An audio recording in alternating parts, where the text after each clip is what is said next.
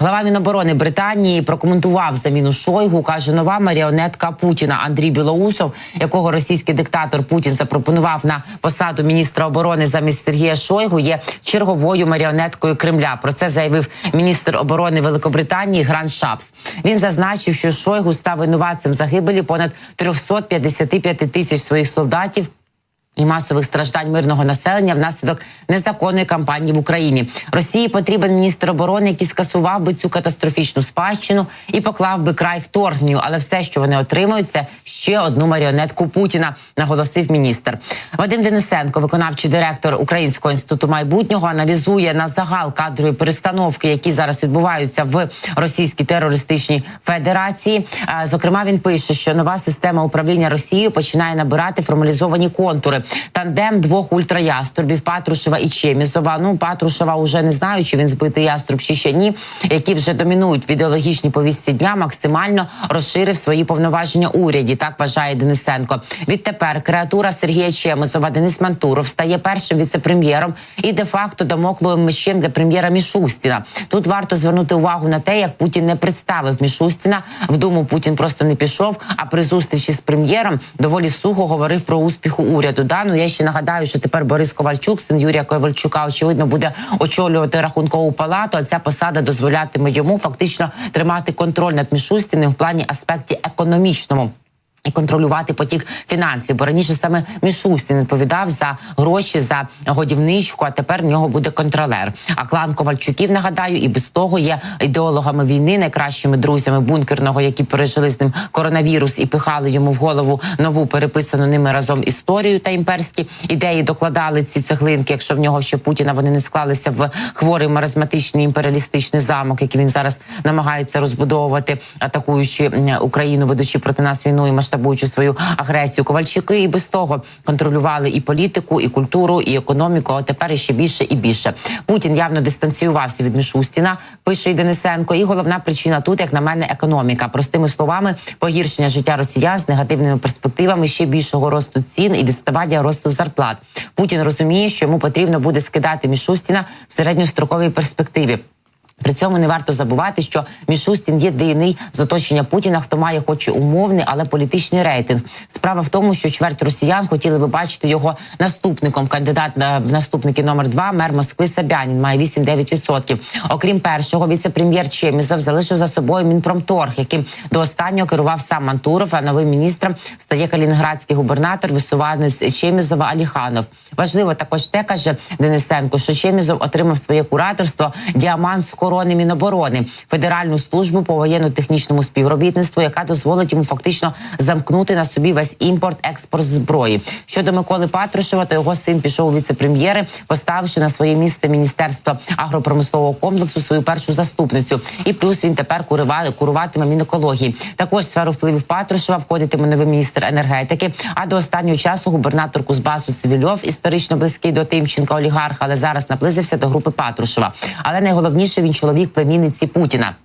Із неочевидного, але важливого не можна виключати, що саме Мантуров буде куратором реприватизації, а ключові активи для реприватизації лежать в 3 сферах – ВПК, енергетика і, як показав кейс Макфи, АПК, які зосереджені в руках людей Чемизова і Патрушева. Із цікавого також Денисенко звертає увагу на те, що Кремль так і не наважився зробити окреме міністерство по молоді. Головна проблема влади – молодь не хоче мислити як старі люди і підняти Федеральну службу міграції до рівня міністерства. Та й куратором мігрантських процесів, каже він, залишили віце-прем'єрку Голікову, яка навряд чи потягне знайти відповіді на ці виклики. Молодь куруватиме Віцик Чернишенко, який також навряд чи впорається. Не виключено, що цими питаннями і далі буде опікуватися Сергій Кірієнко з адміністрації Путіна.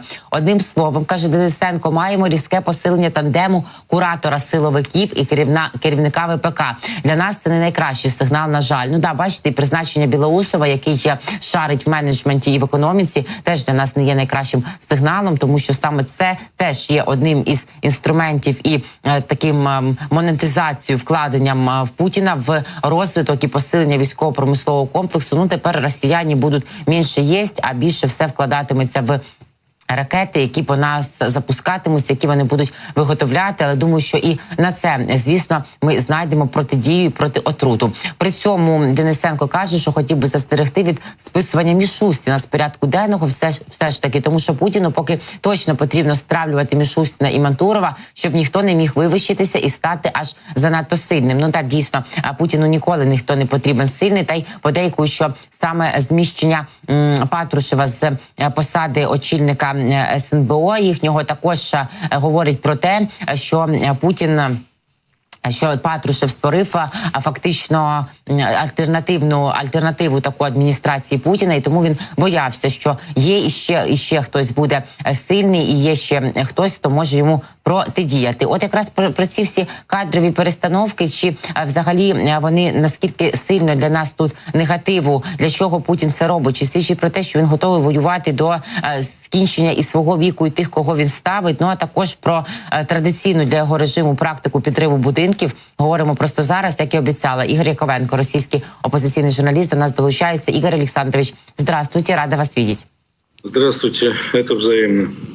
Сбылась мечта Пригожина, за которую он просто-таки жизнью поплатился, практически посмертно сбылась. Значит, теперь Шойгу больше не министр обороны, на его место пришел Белоусов. Наши эксперты и ваш частый гость, и наш коллега, журналист-публицист Виталий Портников говорит, что для нас сигнал, конечно, не очень хороший, потому что Белоусов ориентируется в процессах экономических и будет работать на повышение, улучшение эффективности функционирования военно-промышленного комплекса Российской Федерации в этом направлении старательно. При этом говорит, но с другой стороны Шойгу, который не имеет никакого авторитета, никакого аппаратного влияния, в свою очередь может Совет нацбезопасности ослабить, и эта структура уже не будет иметь таких сильных влиятельных действий. В то же время, что видите вы в этой замене? Ожидаема ли она была для вас? Как вы думаете, ожидаема ли она была для Шойгу? Согласовывается ли такое? Или просто так захотел Путин и сделал? Или давно к этому все шло? И какие вы видите для российско-украинской войны, для нас именно плюсы и минусы в этих рокировках? Сначала я отвечу на самый простой вопрос. Ожидаемо ли для меня была эта перестановка? Нет, не ожидаемо. Я не был уверен в том, что Путин решится с армии снять, так сказать, такого надежного, проверенного, доверенного, преданного человека, как Шойгу. Я думал, что все-таки Шойгу усидит.